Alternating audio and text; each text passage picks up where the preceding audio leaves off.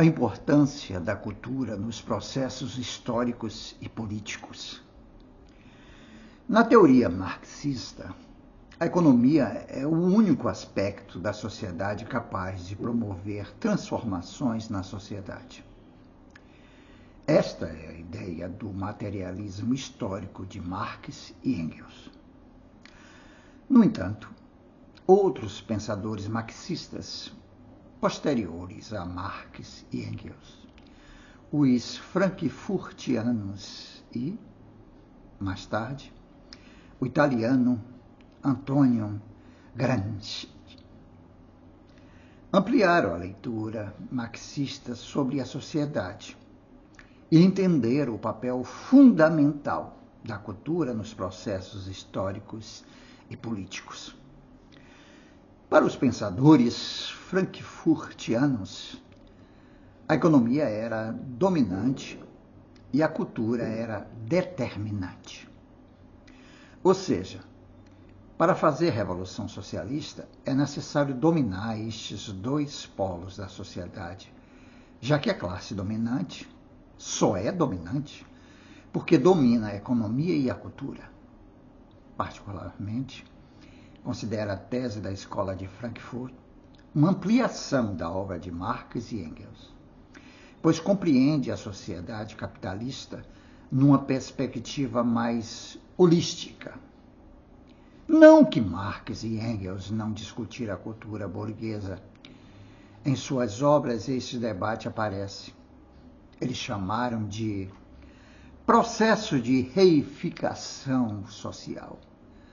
Mas os frankfurtianos, principalmente Theodor Adorno e Max Horkheimer, e depois Walter Benjamin, desenvolveram a teoria da indústria cultural, que dá à questão cultural um lugar especial na luta contra o modo de produção capitalista. Em função disso, é fundamental que tudo que seja produzido pela indústria cultural burguesa seja questionado o tempo todo pela intelectualidade da classe que vive do trabalho. O enfrentamento à ideologia, cultura burguesa, precisa ser feito cotidianamente. A indústria cultural é um instrumento usado pela classe dominante para impor a cultura burguesa à classe que vive do trabalho. Para isso, ela utiliza tudo que o capitalismo dispõe como ferramenta de transmissão de sua cultura, para alienar a classe subalternizada de sua condição de classe social. Esta é a questão sobre a cultura que precisamos compreender. A importância da cultura no processo de transformação da sociedade. Não basta fazer a revolução e tomar o poder político e econômico da burguesia. É preciso criar um processo de ruptura com a cultura burguesa durante o processo de construção da revolução. Este conceito foi ampliado na obra do intelectual e militante marxista-leninista italiano Antonio Gramsci. Gramsci, em sua obra, levanta questões importantes sobre o conceito de hegemonia. A hegemonia não pode ser parcial. Ela precisa ser uma hegemonia completa. Para a classe que vive do trabalho, hegemonizar o processo político e histórico é fundamental que esta hegemonia seja total. É preciso que conquiste a hegemonia política, econômica e cultural da sociedade. Para Gramsci, o intelectual da classe subalternizada deve estar sempre pronto para o enfrentamento com a ideologia e a cultura burguesa e ao domínio econômico e político da burguesia.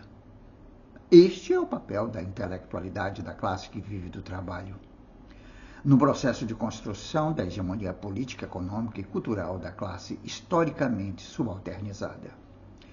O enfrentamento à hegemonia da classe dirigente, burguesia, é um processo de longa duração e contínuo.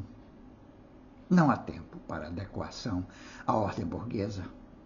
Precisamos nos posicionar contrários a tudo que for produzido pela burguesia, todo o tempo, em tempo integral. Esse é o papel revolucionário da intelectualidade da classe que vive do trabalho. Gramsci disse em sua obra que a ideologia, a cultura burguesa, é tão eficiente em seu papel de hegemonia que é capaz de criar um discurso e impor esse discurso à própria intelectualidade da classe subalternizada. Essa é uma questão que temos que entender para promover uma ruptura definitiva com a hegemonia burguesa. A cultura é tão fundamental quanto a economia, quanto a política. No processo revolucionário, tudo é fundamental, tudo é importante. Não dá para eleger uma prioridade em relação às outras. Tudo faz parte da mesma engrenagem política burguesa e tudo precisa ser derrotado para que a hegemonia burguesa seja definitivamente superada e uma nova hegemonia seja consolidada. Neste ínterim, Gramsci trabalha com a ideia de guerra de posições. A vanguarda da classe historicamente subalternizada precisa estar em todos os espaços de disputa de poder da sociedade, para fazer o enfrentamento à burguesia dirigente. Segundo ele, no Ocidente, o capitalismo já tem a hegemonia da sociedade. Então, não dá para agir como na Revolução Russa, pois o Estado burguês ocidental já está estruturado desde o século XIX, o que torna muito mais complexo a disputa pela hegemonia do que na Rússia de 1917, que ainda era um Estado pré-capitalista. Desta forma, é preciso disputar posições com a burguesia. É preciso ocupar os espaços de poder, os organismos de Estado, os meios de comunicação de massa, ou seja, ganhar as narrativas culturais, políticas e sociais. Não estamos em um momento revolucionário. Na realidade, a burguesia vê sua hegemonia econômica e política serem questionadas neste bloco histórico, mas tem a hegemonia cultural do processo. Não é à toa que, mesmo vivendo uma profunda crise estrutural de sua economia, desde 1998, a burguesia tem se estabelecido enquanto classe dominante, pois hegemoniza a cultura mundial e a narrativa cultural global. Mesmo diante de uma crise estrutural do modo de produção capitalista, a maioria da população mundial acredita que o capitalismo é eterno e só vai acabar quando o mundo acabar. Um pouco da ideia vendida pelo filme Não Olhe para Cima é contra esta cultura, esta narrativa apocalíptica que estamos lutando neste momento. E vencê-la demanda tempo e uma estratégia pedagogicamente elaborada. Superar o capitalismo não é uma matéria fácil. Até porque o tempo histórico muda em longa duração. E o modo de produção, que durou menos na história, levou 1000 anos para se exaurir. Mas, assim como todos os outros foram vencidos, o capitalismo também terá o seu fim. Nós, a intelectualidade da classe que vive do trabalho, precisamos estar atentos para os sinais das mudanças e não vacilar na construção de uma nova ordem social, política, econômica e cultural. Precisamos estar sempre minando as estruturas da ordem burguesa e, quando ela estiver totalmente corroída, darmos o golpe de misericórdia e inaugurarmos o socialismo-comunismo. A importância da cultura nos processos históricos e políticos.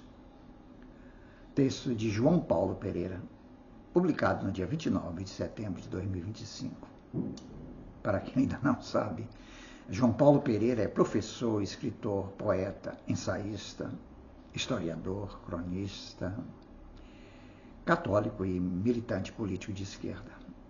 Estudou na UESB, Universidade Estadual do Sudoeste da Bahia. Nasceu no dia 23 de junho de 1969, em Vitória da Conquista, terra de Glauber Rocha e Dimitri Salles, na nossa amada Bahia. Casado com Miralva Rodrigues. Gosta também dos textos de João Paulo Pereira?